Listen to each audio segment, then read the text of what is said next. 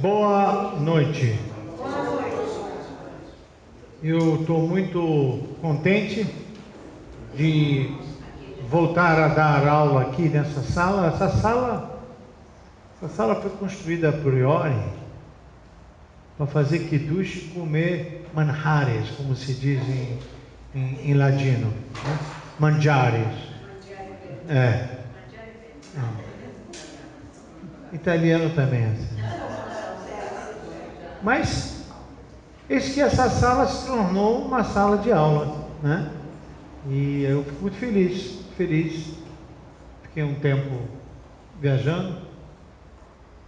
Aliás, eu quero marcar uma aula também solta da minha viagem, que eu estive em Portugal. E lá, a convite da embaixada de Portugal aqui no Brasil, eu pude me relacionar, além da comunidade judaica de Portugal, eu pude me relacionar também com a questão dos cristãos novos, que é um tema que está aqui no Brasil também, que precisa ser tratado no momento oportuno. Então, eu tenho algumas novidades sobre esse tema também. Depois Israel, né? Lugar onde cresci, meus mestres estão lá, meus pais estão lá, meus filhos estão lá, minha esposa está aqui.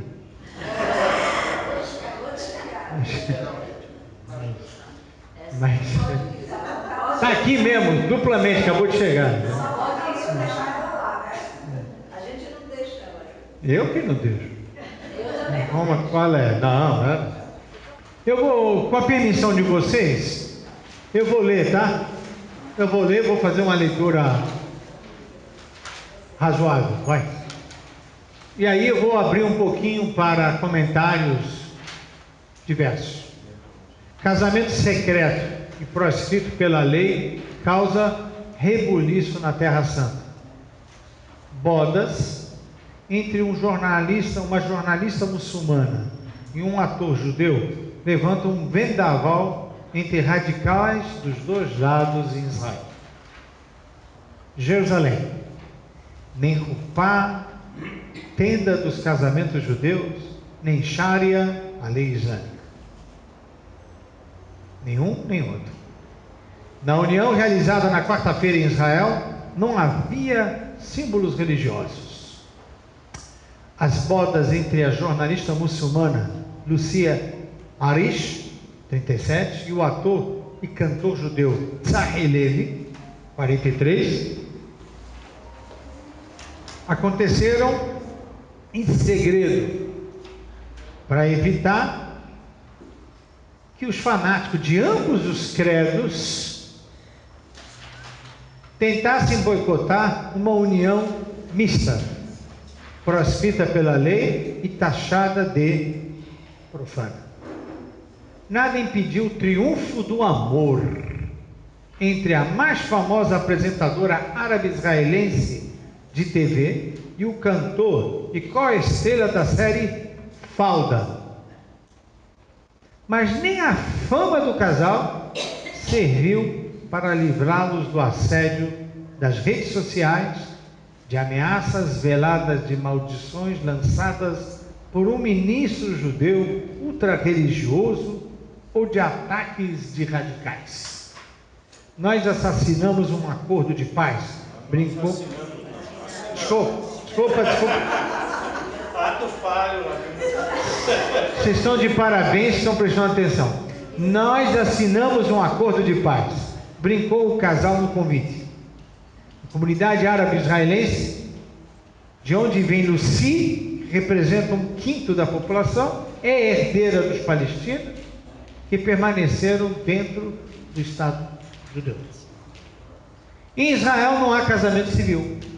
O Estado só reconhece a validade dos laços celebrados sob o rito do rabinato, ou do Islã, ou do padre, no caso dos cristãos.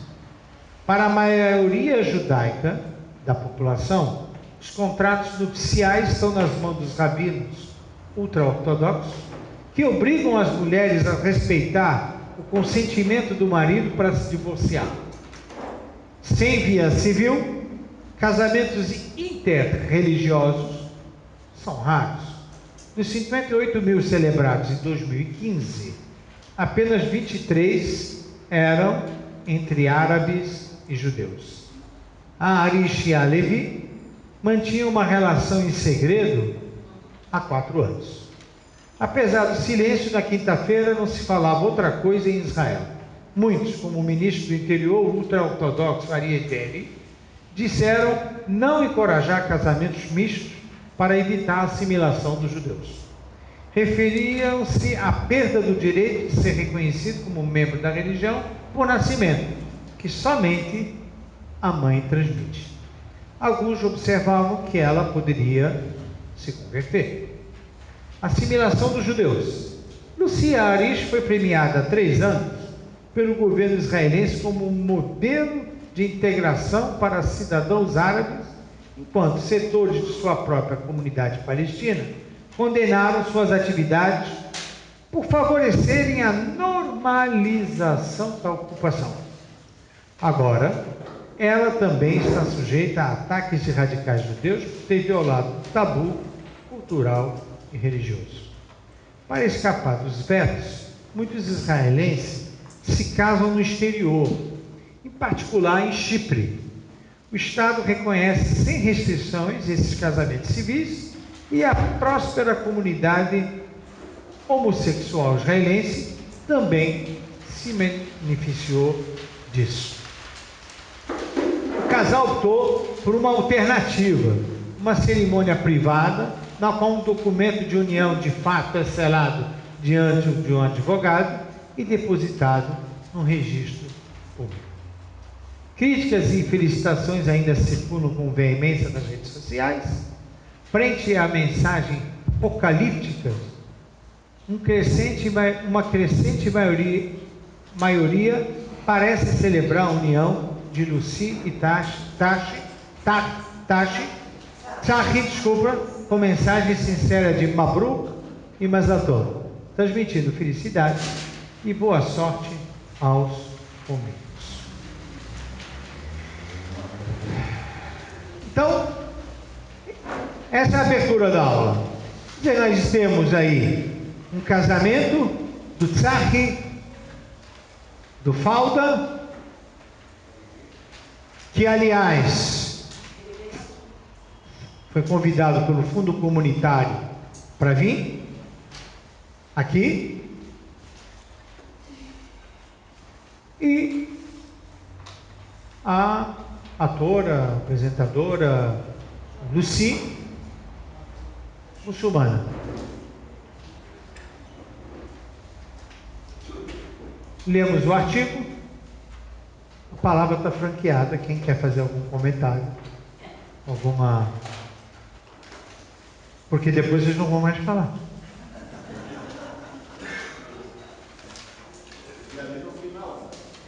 Como? Devíamos ler isso no final. Não, vamos ler porque o professor sabe o que ele vai fazer nessa aula, né? Não, isso aqui é para... Esse é o problema que nós temos. Ué, o amor de 2 pessoas, eu imagino, né? Quem vai me dizer a mim quem eu tenho que amar? Que absurdo. Então, começa-se a ter aí um problema em Israel. Os filhos não serão considerados judeus. Os filhos não serão considerados judeus. Por quê? Não é a primeira vez que existe um casamento. Não é a primeira vez que existe um casamento muçulmano com judeu. Cristão com judeu tem muitos. Muitos. Em Israel não existe. Em Israel mesmo. Vocês estão muito comportadinhos. Eu pensei que vocês iam... Na aula do ano passado vocês falavam mais. As férias fizeram vocês ficarem sem voz. Os filhos que eu digo, casam em Chipre. Quando voltam, os filhos são mamzer, Você fez agora a pergunta muito difícil. Para ser mamzer, não, mamzer não são. Mamzer. Deixa eu explicar. Mamzer, para entrar na categoria de mamzer, você tem que ter tido casamento de pessoas que já foram casadas. Quando tem um segundo casamento. Aí existe já a dúvida se tem mamzer ou não. Mas aqui, a priori, não tem nada a ver. Eles casaram ou quem vai no Chipre casa, volta. Os filhos são judeus como os casaram em Israel. Hein? Os filhos são considerados judeus. Não falei que são considerados judeus, são considerados israelenses. Judeu, a gente é outro capítulo. Seus pais são judeus. Peraí. Quem disse que eles vão ter filhos? Também não sei. Mas ele está ele está fazendo pergunta teórica. Mamzer é bastardo.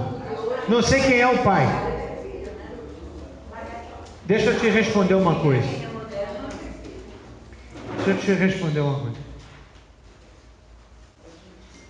Meu pai e minha mãe casaram no Marrocos. Eles recebem do rabinato do Marrocos casamento. No Egito também é assim que eu vi uma porção de documentos. Ou seja, a autoridade marroquina e egípcia reconhece o documento do rabino. E não há necessidade de ter cartório. Ok. Aí vem o Estado de Israel, mas sim no Marrocos, o rei Hassan III, segundo, não sei qual é deles, faz isso. O Estado judeu não vai fazer isso para os rabinos? Os rabinos dão os documentos. Só faltava essa agora, dentro do próprio Estado, o documento dos rabinos não vai ter validade. Entregaram aos rabinos os documentos para os judeus, aos padres, aos cristãos e para o muçulmano aquilo que eles entendem como autoridade para fazer. Todo mundo está feliz da vida lá, menos nós mesmos. Nós mesmos estamos discutindo agora o que fazer com a falda, que foi trazido aqui como o grande estrela da comunidade para nós, uma pessoa que casa com uma muçulmana. A falda pode vir casada.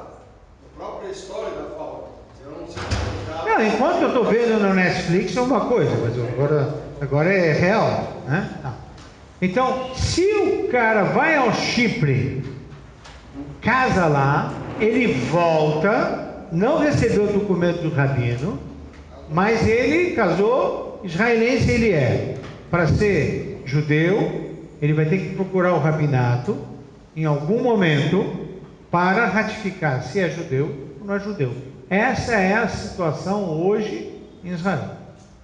Existe um conflito. Por isso, casamentos como esse está forçando a sociedade a discutir se tem que tirar da mão dos rabinos ou não o controle civil do casamento.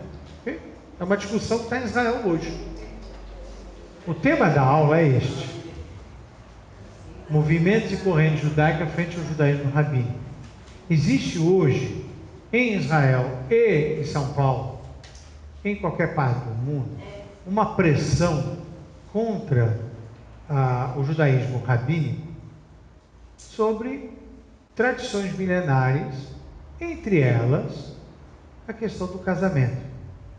Então, a pergunta é: se vem um jovem me procura, Davis está apaixonado pela Doroteia e quer casar comigo, morre.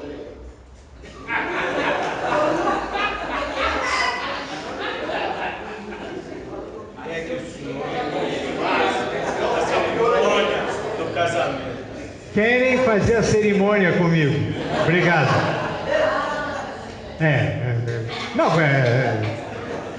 Tá certo, aceito a observação. Qual é a minha posição? Qual é a minha posição?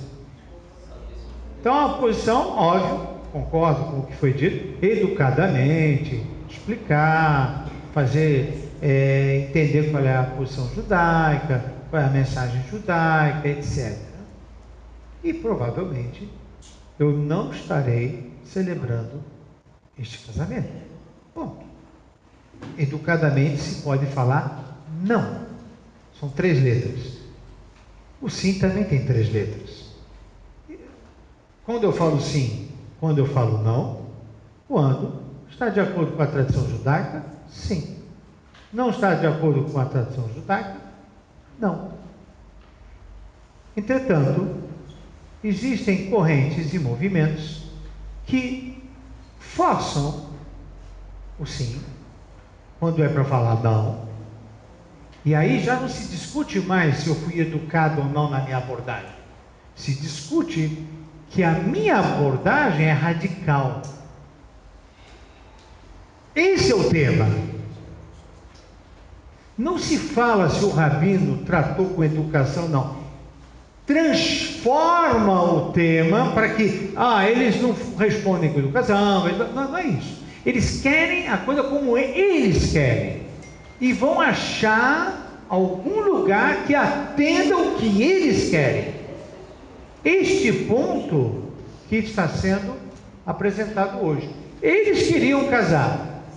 Eu estou pegando esse caso, que são pessoas formadores de opinião numa sociedade israelense, visto que foi trazido para São Paulo.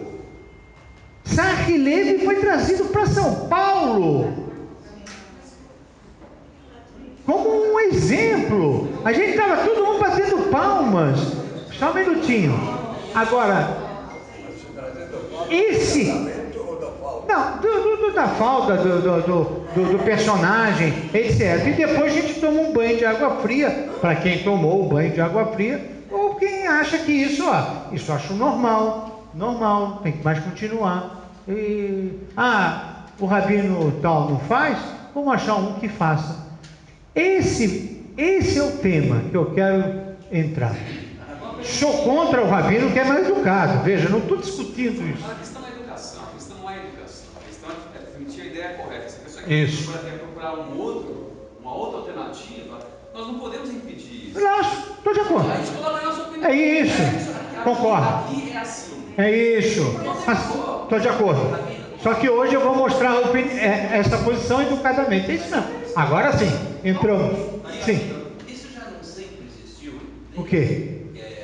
Essa assimilação, esses casamentos, desde a época lá no Egito, quando a gente estava estudando na aula, que sim. o povo se sim. Isso sempre sim. Não é um fato novo. Sim, não é um fato novo. Mas, a partir de um determinado momento que o slide começar, você vai ver que eu vou conduzir isso de uma forma tal, vocês vão ver que não é nada novo, só que vendem que é novo. Não, que agora os tempos mudaram, não é possível. Veja um exemplo, na nossa comunidade de casamento homossexual, né? De novo, quem quer ser homossexual, concordo, eu já disse a minha posição. Ele, tá bom, é livre-arbítrio, cada um faz o que quer da vida. Mas, me chamar de radical, porque eu não casei um casamento homossexual, é começar a fazer o que a imprensa faz o tempo todo, e o Brasil vive com isso também, né? Sempre o conservador fica tendo que se defender o tempo todo de algo que ele não fez. Mas pera um minutinho, eu apenas apresentei a minha posição, tranquilo. Você não pode impor o teu desejo, não pode. Respeite, amigo. Então tá bom, tem uma linha rabínica que permite, então essa linha é uma linha moderada, uma linha moderna, e ele é o retrógrado. Quem coloca esses termos? A própria mídia judaica, a própria mídia não judaica. Então os ortodoxos são fanáticos, Essa interpretação é interpretação midiática. Não que não tenha ortodoxos mal educados, tem ortodoxos falando besteira, tem, mas também tem outros falando besteira. Então, muito bem, não é disso que eu vou discutir. Eu vou discutir agora qual é o posicionamento judaico e como essas correntes surgem, por que surgem, e vamos tentar ver se a gente consegue entender o que está acontecendo em São Paulo. Ponto. Vou dar um exemplo.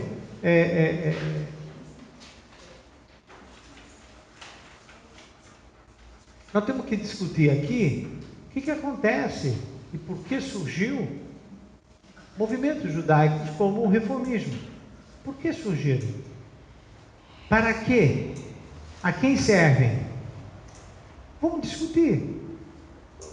Podem concordar, podem não concordar, mas partindo do princípio sempre que somos educados e a abordagem foi educada, do ortodoxo, do não ortodoxo, todo mundo é educado. Experiência que eu tenho, ninguém gosta de ouvir não, quem ouve não, já fica mal educado. Como se rabino educado é aquele que fala sim o tempo todo. E eu, desculpe, não vão me convencer o contrário, porque a própria Torá tem 365 não e 248 sim. Ou seja, tem que falar mais não do que sim. Sim. Só no Brasil? Ou... Não, eu vou trabalhar o conceito e trazer alguns exemplos do Brasil, mas sem nomes. Sim.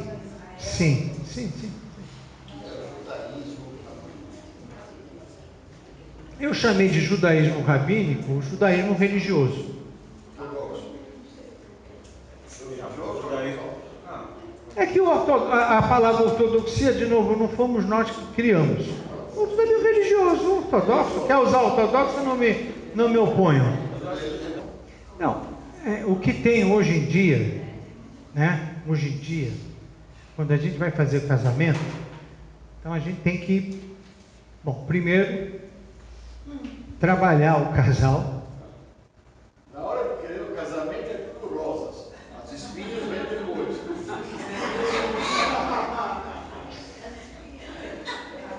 A verdade é essa, o cara quer se excitar e não está certo. Deixa eu inverter então. Imagina que eu recebo Moshe e Shoshana na minha casa. Aí ele fala, eu quero casar e o senhor faça a cerimônia, tomar cuidado com a conjugação. Aí eu falo, ótimo, mas a gente já quer se precaver lá na frente, então vamos fazer de uma forma tal. Quer dizer, o senhor... Não pode existir isso, Porque se eu recebo um casal que já vem com essa fala, eu provavelmente, apesar dos dois serem judeus, eu não vou fazer o casamento. Eu não vou fazer. Agora, o que tem, e não vou mesmo, porque nós não casamos para nos separar, nós casamos para ficar, construir, enfrentar, claro que acontece. E o judaísmo foi o primeiro, talvez, das religiões monoteístas, talvez não, foi o primeiro a legitimar a separação, que acontece.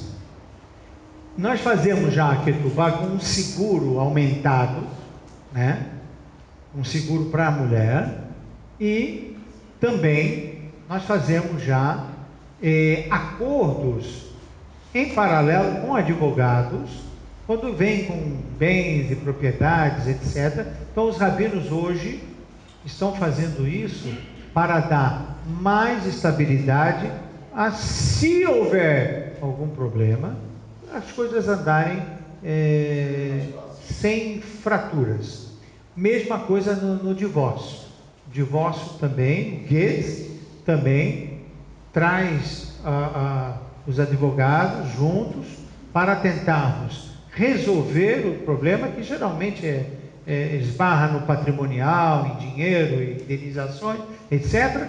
Tudo dentro que o rabino e os advogados se alinhem para que a coisa seja feita sem resistência. Hoje, Antes ou depois do gueto? né, durante a elaboração do gueto. Quando você só vai dar o gueto quando todas as partes sentam para acabar o desgaste. Eu não vou assinar e fica jogando um contra o outro. Então hoje, aqui em São Paulo já estamos fazendo assim, Israel, Estados Unidos, todas as partes. Continua valendo somente, tão somente a vontade do marido. Continua valendo a vontade, somente a vontade da Torá. A Torá se impõe, a Torá vai se impor na lei? Não, estou dizendo por experiência. Se impõe e o marido vai ceder. Vai ser mesmo como milagre da Torá ou vai ser como obrigado? Quem trabalha com isso sabe que cede, porque ele vê tudo fechado também no aspecto legal da lei do país. Então, não tem. Israel não existe, existe a lei. Lá também estão fazendo assim. Não é que estão mudando, estão harmonizando. Tem o Bet Mishpat Elyon, né, o Bagatz, junto com o Beit Din de Torá. Os dois estão trabalhando em harmonia para evitar esse desgaste. Não tem, está diminuindo bem. Por isso eu estou falando, mas isso por quê? Porque isso está sendo associado com a lei legal do país. Não é muito mais fácil de dar um pouquinho mais de volta, a mulher vai embora, vai bem, em vez de fazer todo esse, vai e volta, Não, mas só para poder. um dia um falou que amava o outro, então a gente vai dar uma volta para fazer uma coisa civilizada. Eu chamei de judaísmo rabínico, judaísmo ortodoxo, não estou me prendendo à história, apenas para mostrar que esses movimentos que vão surgindo, ele tem uma história antiga e os respaldos na modernidade, a gente vai ver já já. Tá? Bom, a partir de agora, mais alguma observação? Como eu falei, quando eu começar a rodar os slides, sem interrupção. Ok? A próxima interrupção, acredito, são 10 para as 9, 9 e 10, em 20 minutos eu passo todos os slides, aí volta de novo as inquietudes.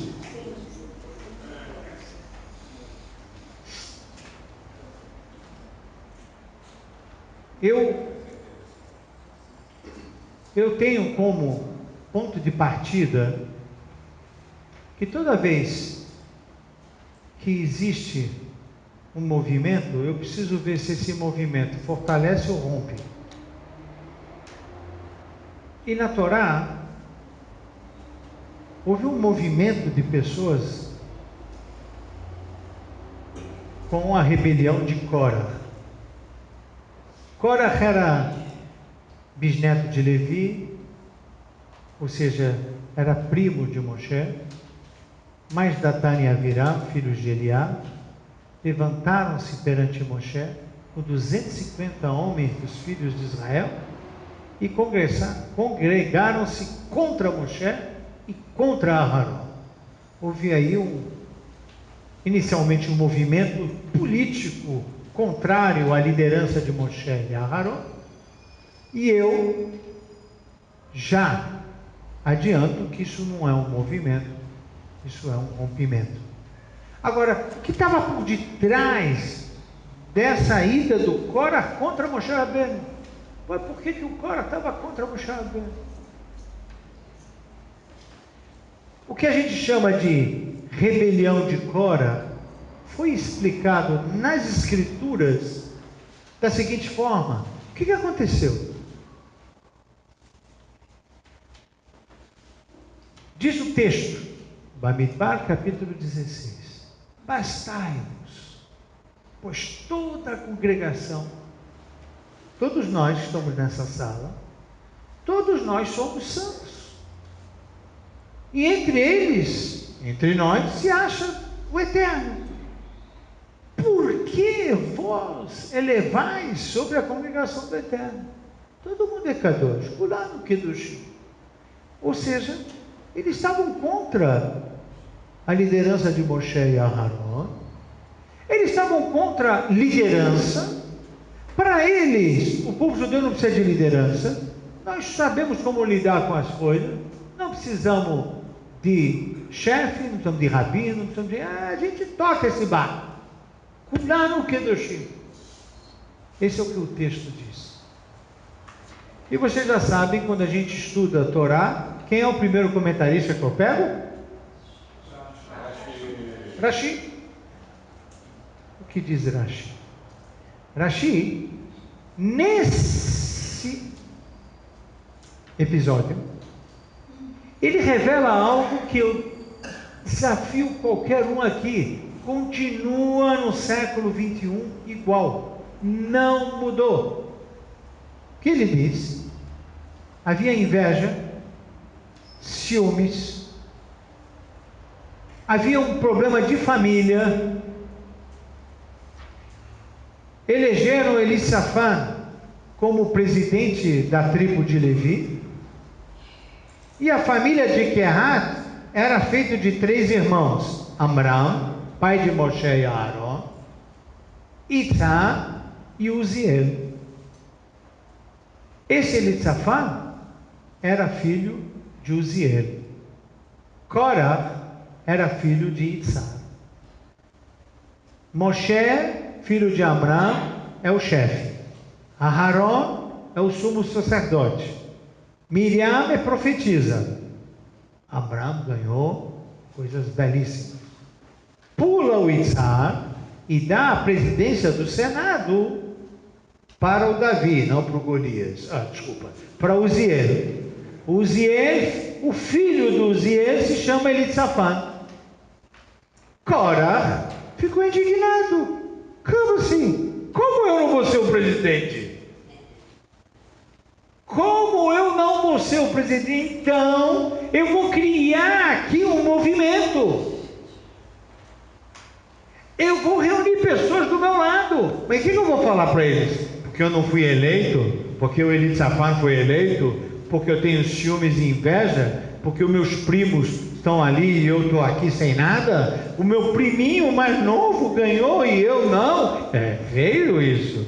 Aí o que eu vou falar? Todos nós somos santos. Não, vamos parar com isso. E vocês acham o discurso para vender algo que no fundo não tem substância? Não tem substância. Isso é rompimento. Isso não tem contribuição para nada. A discussão é uma discussão vazia.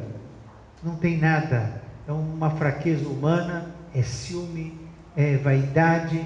Faz um discurso bonito, vende-se algo que não é nada disso. No fundo, é um problema pessoal, vaidade e ciumeira, poder.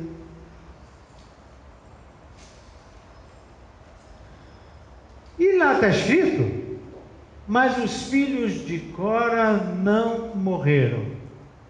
Vocês sabem que, de forma cabal, assim a Torá diz, que a terra abriu, né? E engoliu o Cora e todos os seus seguidores. A Torá fala isso, mas o que nós estamos vendo com esse versículo? Mas os filhos de Cora não morreram. O que dá para entender aqui? Os filhos de Cora não morreram. Tem duas. Hã? O que ele queria dizer que não morreu. Que Ele ia impor, não morreu. Eu não. Sem querer, eu voltei com o meu DNA de professor, permiti vocês entrarem. Olha o que aconteceu. Aconteceu aqui um ato falho. Eu voltei a ser professor sem querer. Então, eu retomo, né? Dizendo o seguinte: os filhos não morreram.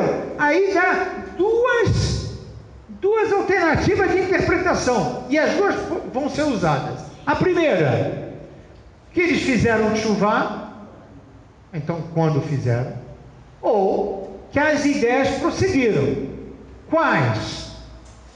Salmo capítulo 2: ao mestre do canto masquil dos filhos de Cora. E aí, esses filhos de Cora filhos, e a gente vê no Teilim, Shimis Molib Nekora, está cheio de Teilim com Bnei Korah, filhos de Korah. Parece que parte deles fizeram tchuvá, viram que canoa furada, o assunto eles conheciam de perto, dentro de casa, na hora do jantar, que o assunto era ciumeira. Por que ele tem um poder? Vamos tirar o poder deles, etc, etc, etc. Mas eu não posso falar isso, eu tenho que falar uma coisa bonita. Então eu falo, todo mundo aqui é Kadosh, todo mundo é santo. Né? Parte deles fizeram tchuvá. Prova é que vários salmos tem dos filhos de Cora, e parte deles prosseguiram com a ideia de que? De retirar o poder, de luta contra o poder.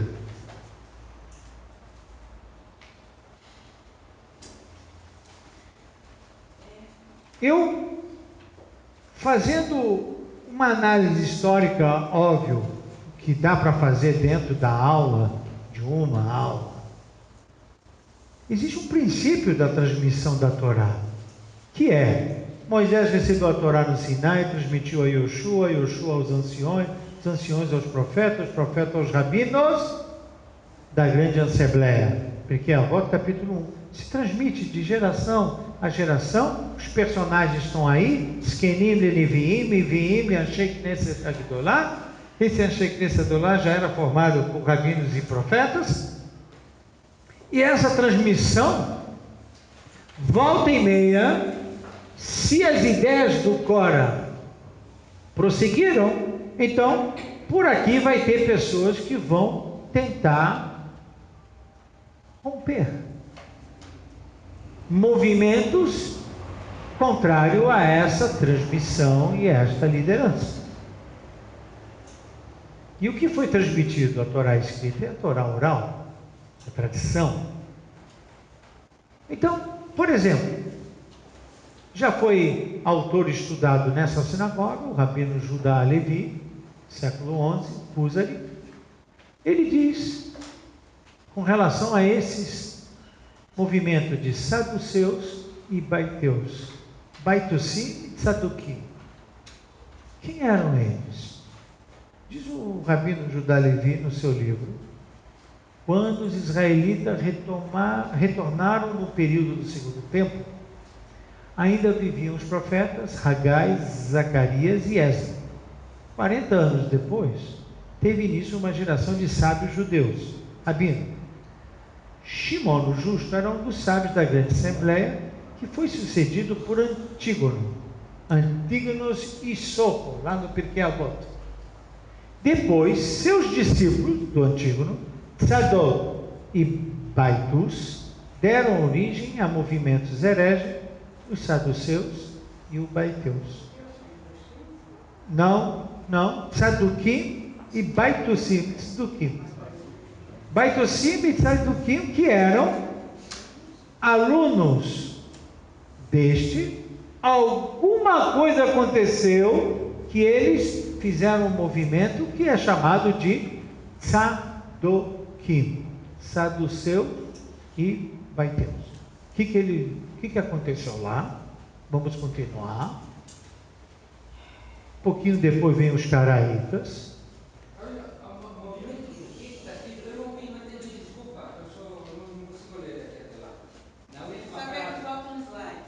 Movimento hereges. Hereges. Próximo rompimento, muito próximo mesmo até na cronologia, os caraítas. Eles já disseram, pegaram a onda dos Baitusim e o Tzadukim e falaram o seguinte: o judaísmo deve ser seguido exclusivamente das orientações dos textos da Torá. Kerá, Mikra, em hebraico é texto. O judaísmo é textual bíblico. O resto está fora. Por quê? Quem está com o resto? O resto é isso. É a transmissão oral. O resto são os profetas e os rabinos. Fora. Mas por que eles querem tirar? Por que eles querem só o texto? Lá no século 8 tinha uma pessoa chamada Anan ben David, que disse: a Torá escrita está ao alcance de todos. Lembram o Cora? O que o Cora falou? Todos nós somos santos. Todos nós somos santos. Não tem você, Moshe, Aaron. Quem vai entender o que a Torá quer? Todos nós temos o alcance de entender o que a Torá quer. Eu não vou esperar o rabino explicar. Eles vão falar que a Torá oral diz isso, diz aquilo. Não. Vamos cortar. Mais ainda, se vocês analisarem, havia um outro caraíta de nome Shlomo ben Yerucham, que disse: abominável ao eterno as discussões entre Hillel e Shammai. Aliás, ele chegou à conclusão que quando ele pegava os textos rabínicos, era só discussão. Discussão para cá, discussão para lá, discussão para cá, discussão para lá, discussão para cá, discussão para lá. Ele pega o Bereshit, não tem discussão, tem relato. Ele pega o Shemot, não tem discussão, tem relato. Então ele falou: olha, eu vou pegar um judaísmo de discussões. Quem quer discussão? Eu quero o texto bíblico.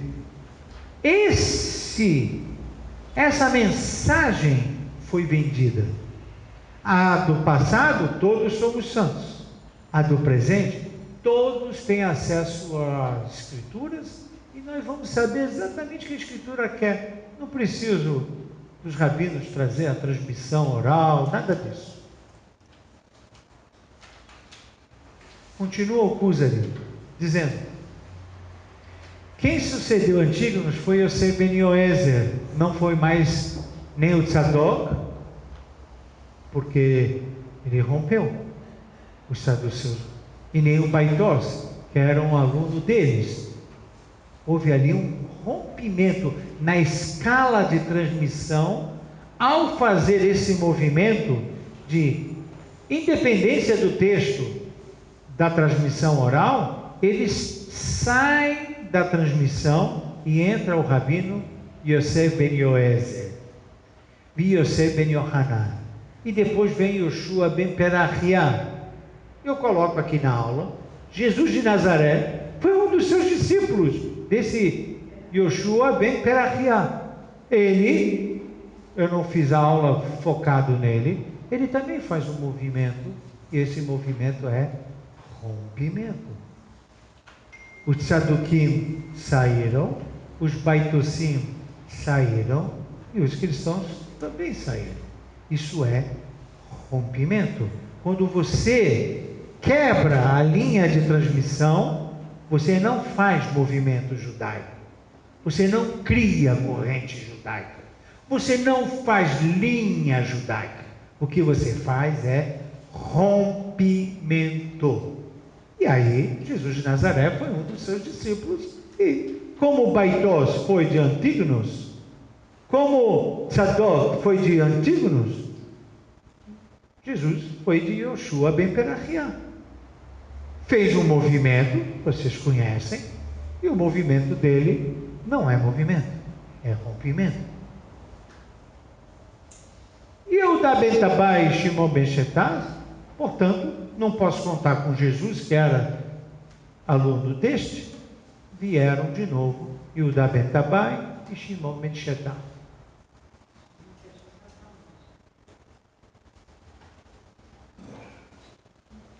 Mas por que a seita caraíta surgiu dentro desse período?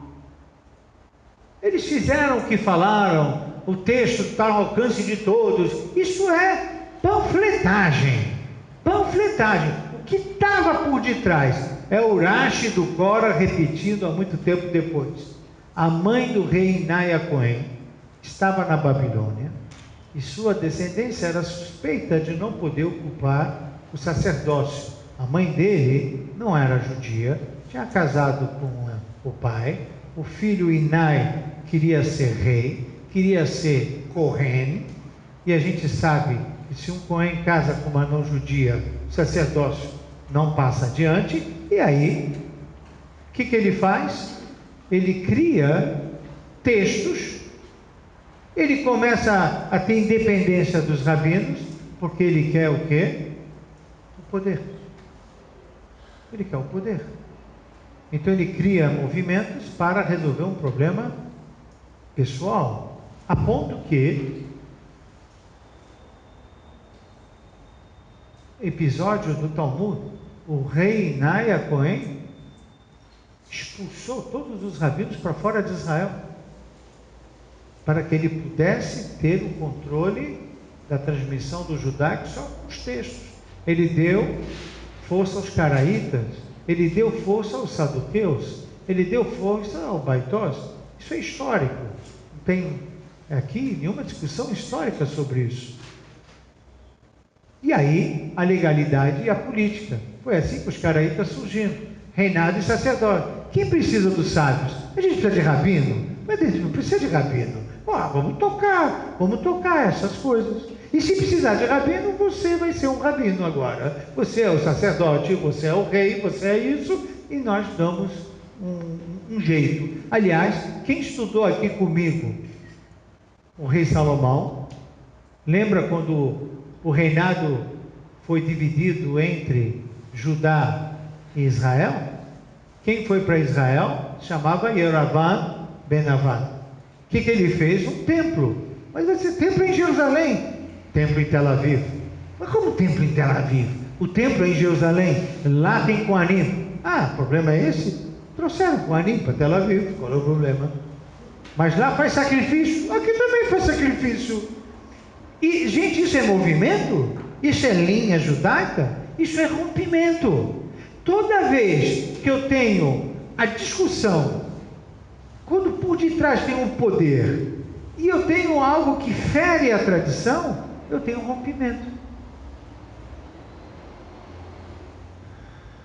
Agora eu vou dar um exemplo de movimento, e por que eu peguei o exemplo do hassidismo?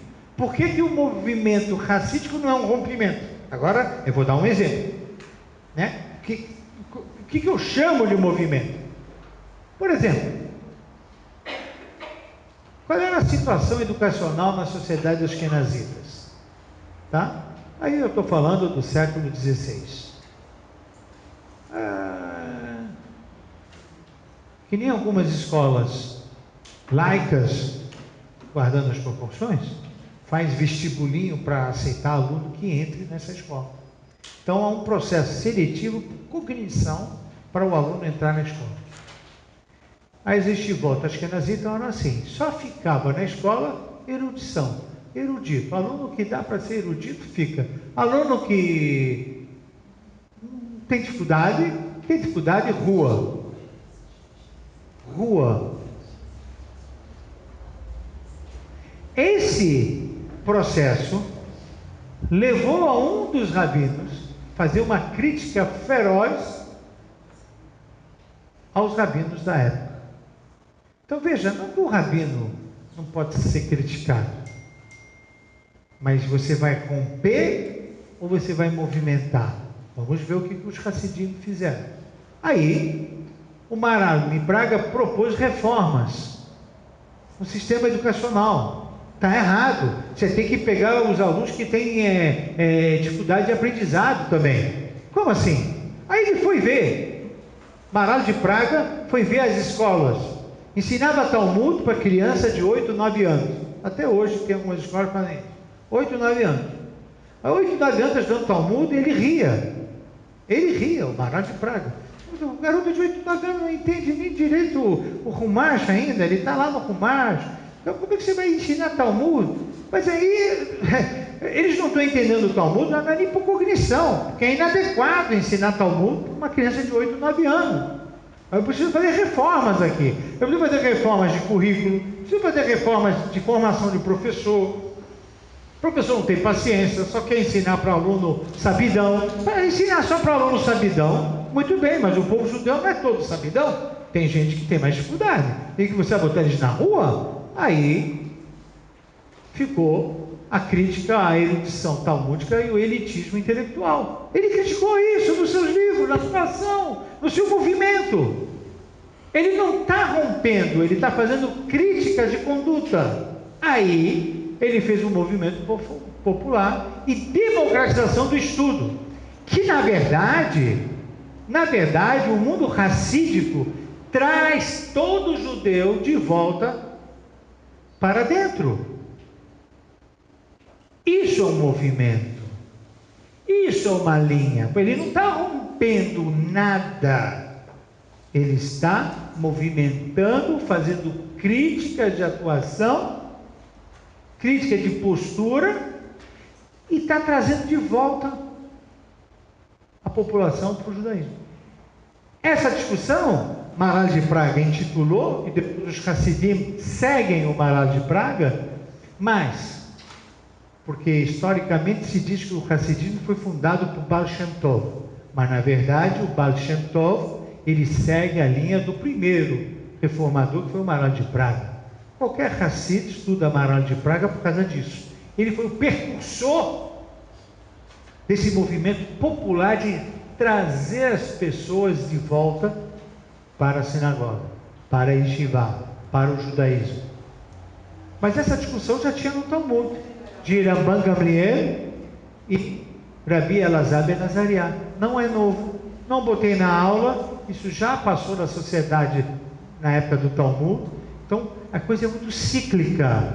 Assim como Cora, Caraítas, Saduqueus, Hassidismo e Rabban Gamliel e Rabi Elazar ben Azariah já fizeram esse debate. Torro Kebaró ou Torro Shen Kebaró? Na Guemará, no Talmud, isso já está farto, e voltamos a discutir isso na Europa, através do Maharal de Praga. Isso é um movimento, isso não é um rompimento. Uma coisa importante, influência interna, principalmente da Kabbalah.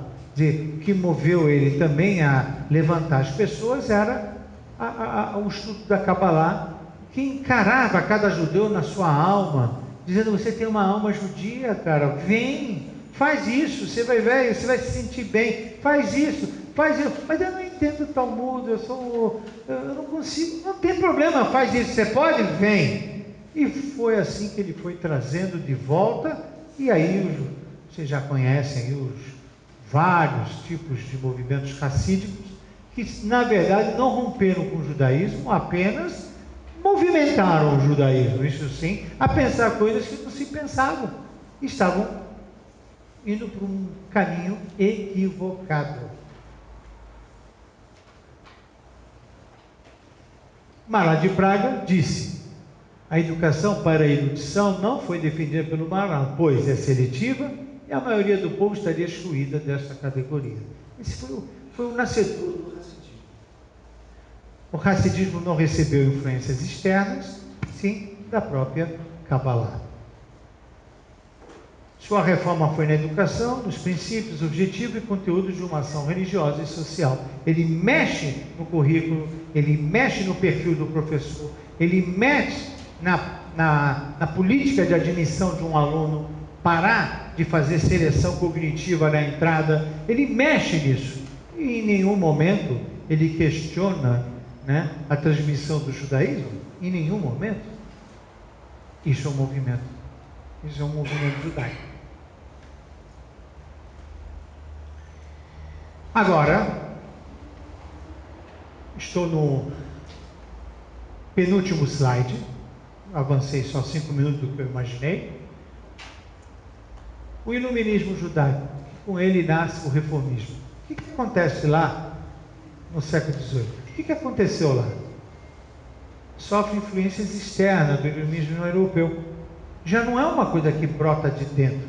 Não é uma coisa que você vê que tem alguma força de crítica por conduta, etc. Não, de novo, é externo. No máximo, tem questões pessoais. E ali, de novo, vai haver o que eles chamam de movimento, linha. Na verdade, não é movimento, não é linha judaica, é rompimento. Aqui de novo nós vamos ter rompimento. E se vocês acompanharem, vocês vão ver. Muito semelhante de novo, por causa que é uma aula só, não posso me estender, mas se vocês verem os judeus helenistas do período antigo da história, muito parecido, muito parecido. Quem acompanhou a história de Hanukkah sabe muito bem que os macabeus estariam deste lado da transmissão judaica e os mitavnim, os judeus helenistas, do outro lado. Movido por quê? Questões internas? Não, por influências externas. Eles trazem o externo para dentro e tentam chamar isso de movimento. Na verdade, os mitavnim são rompimento. Aqui, de novo, os iluministas judaicos, os judeus, que fazem o movimento da reforma, eles fazem um rompimento. Aí você tem o Moisés Mendelssohn versus o mundo rabínico. Ele propõe reformas na área educacional, social e religiosa, mas do tipo o quê? Então, por exemplo, o professor Ettinger, de História Judaica, ele diz: o domingo substitui o sábado, por exemplo. Isso foi uma proposta do movimento reformista alemão, lá no fim do século XVIII para o início do século XIX. Isso foi uma sugestão. Vou mudar o sábado para o domingo. Por quê? Porque é externo. Eu quero aproveitar a oportunidade que estão dando direitos civis aos judeus da Europa. Eu quero pegar o embalo da Revolução Francesa. Égalité, equivalente, fraternité, tudo bem. Então Shabbat não é mais Shabbat domingo, é igualité. Ué, não é um problema. Não, vamos seguir assim. E, por exemplo, o velório é 3 dias. Por quê? Porque na Europa fazia velório de 3 dias. Espera aí, mas na Torá tem que enterrar o mais rápido possível. Igualité, fraternité, muda. Fatores externos. Entra. Se a cartilha lá fora diz que isso é um valor, vira judaico. Põe para dentro. Rezar no vernáculo, por exemplo. Vamos tirar o hebraico. Eles deram para a gente passaporte europeu. Tira Israel das rezas. Você vai falar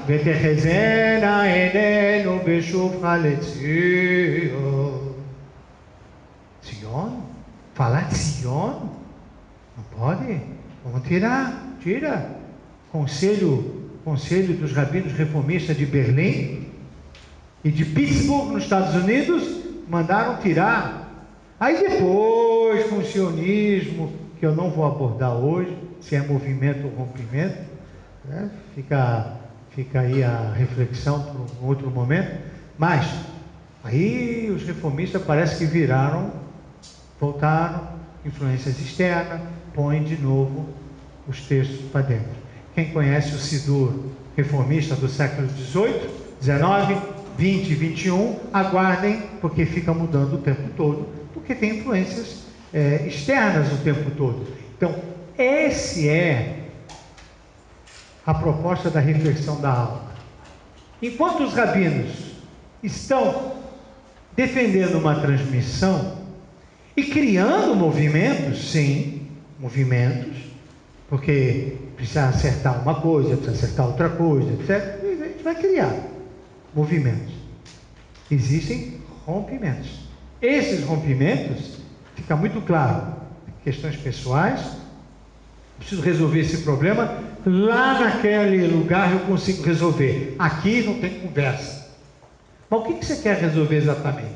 Normalmente é uma cartilha que não é judaica, é uma cartilha externa. Então ele vai resolver em outro lugar que sim aceita a cartilha externa, mas transmissão rabínica não aceita a cartilha externa. Esse é o jogo do que é movimento e do que é rompimento.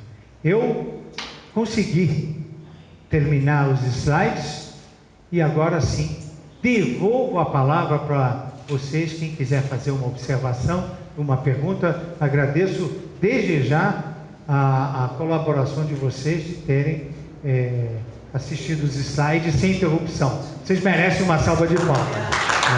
Vocês. Fala.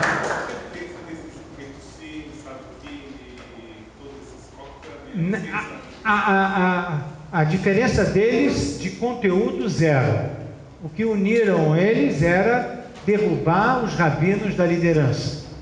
Como hoje na sociedade de Israel se discute a retirar os rabinos de, por exemplo, do casamento. O casamento está na mão dos rabinos e hoje há o desejo de rompimento. Lá os baitossim, saduquim. Deixa. Vai ajudar isso aqui, ó. Vai ajudar vocês. Eu esperava. A pergunta dele já. Eu deixei um slide se fosse necessário.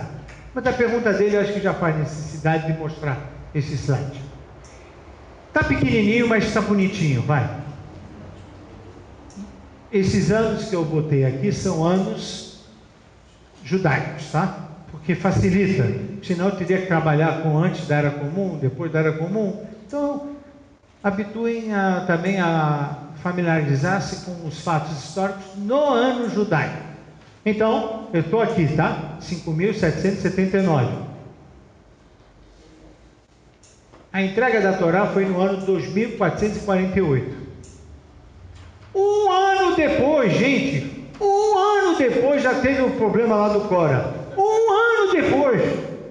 Não vão me falar que era problema de transmissão. Porque vai ver que não era bem assim. Quem disse que essa interpretação está certa? Não. Um ano depois já tinha briga, já tinha discussão, interesses pessoais. Para vocês terem uma ideia de história, 2928 construímos o Bet HaMikdash. Em 3.338 destruímos o primeiro Bet HaMikdash. Foi destruído, né? Destruímos no sentido, né? Assumimos responsabilidade por eles também. A história de Purim aconteceu, que estamos chegando, né? Hoje era os Rodes, 3.405. No ano 3.408, 3 anos depois da alegria de Purim, temos uma alegria maior, que é a construção do segundo Bet HaMikdash. Nem deu para esquentar muito, mas quase um século depois eu já tenho a história dos saduceus, os baiteus, os caraítas, tudo no ano 3.500, 3.560, todo mundo aqui fazendo o quê? Oposição ao poder dos rabinos. A história de Hanukkah, 3.622. Já tinha briga, lembra que eu falei? Helenismo, os judeus helenistas vieram na carona desses aqui, ó. Vieram na carona desses aqui. E aí, a história de Hanukkah devolve de novo a transmissão judaica. Hanukkah vem da palavra Hinur, educação. Devolve de novo para os movimentos judaicos. Infelizmente, destruição do Bet HaMikdash, 3.828.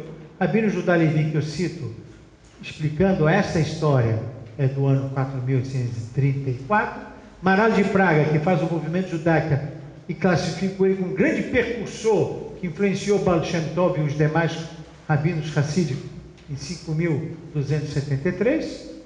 O iluminismo judaico já, se aqui é século XVII, aqui é século XVIII, aqui tem o judaísmo rabínico, pensamento reformista, aqui tem um rompimento, e aqui no século XIX nós continuamos ou optando pelo judaísmo rabínico ou pelo pensamento reformista. Então, esse é o resumo da aula. Perguntas, observações? Rabinas e rompimento. Rabinas, veja, não há nenhum problema que a mulher estude, dê aulas, nenhum problema. O problema começa, o rompimento vai começar quando elas descem na sinagoga e querem misturar-se lá com os homens, e aí o minyan é misturado homens e mulheres embaixo, e elas querem botar talit e tefilim. Aqui começa o rompimento. O fato de eu chamar uma mulher de rabina, não tem rompimento nenhum, zero. Tem mulheres extraordinárias, que sabem muito, dão aulas maravilhosas, arabanit, né? Ou arebes, está cheio de mulheres brilhantes na explanação judaica, e nós tínhamos a profetisa Dvora, que simplesmente conduziu o povo judeu de forma brilhante, mas ela não botou talit e tefilim, e já existia talit e tefilim, né? Desde Moshe Rabbeinu. Então, as rabinas, o problema das rabinas não é o fato de elas estudarem, ensinarem, etc. Isso está jóia, 100%. Quando começa a botar talit, tefilim e outras coisas mais, aí tem rompimento. Aí tem rompimento. Que fique claro, os movimentos ou rompimentos judaicos, eles se dão na luta de poder por questões extremamente pessoais, políticos, que não tem nada a ver com a interpretação do conteúdo ou visão de mundo, nada. Mais ainda, fatores externos alimentaram o reformismo e fatores internos alimentam os movimentos judaicos. Rompimento se dá quando ele se alimenta de forças externas, influências externas, cartilhas externas. Movimento judaico, quando é interno, é reconduzir por uma ideia talmúdica, reconduzir por um conceito cabalístico, etc. Um não tem nada a ver com o outro, um é pequeno. Um já existiu desde Cora, como exemplo, Saduquim, outro exemplo, Caraíta, os judeus helenistas e os judeus reformistas. Todos eles, você pode botar uma régua e vai ver denominador em comum. Os movimentos religiosos, todos eles pode botar uma régua, você vai ver elementos em comum. As catástrofes, as adversidades que nós passamos, isso aí é outro estudo. Eles não movimentam, como os historiadores sustentam, essa linha de movimento judaico, e tampouco a linha do rompimento judaico. Rompimento judaico e movimento judaico é fatores externos e fatores internos. Foi isso que eu disse e mantenho. Baruch Adonai Leolam, amém ve amém. Então, pessoal, eu queria convidar vocês para se inscrever na página do YouTube da nossa sinagoga. Com isso, você vai receber semanalmente, automaticamente, uma série de conteúdo judaico, que tenho absoluta certeza que vai aproximar você do judaísmo. Eu tenho certeza que você vai gostar. Então, para isso, se inscreva nessa página e você vai encontrar lá mais de 200 vídeos que poderão, sem dúvida alguma, ajudar você a compreender cada vez mais quem você é e a beleza da história do povo de Israel. Eu conto com você. Nos procure. Até lá!